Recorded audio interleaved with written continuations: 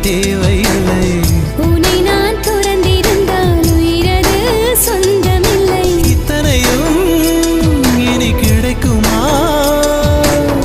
கிடைக்கும் கிடைக்கும் நான் கூட சொல்கிறேன். அழகே பிரம்மனிடம் மனு கொடுக்க போயிருந்த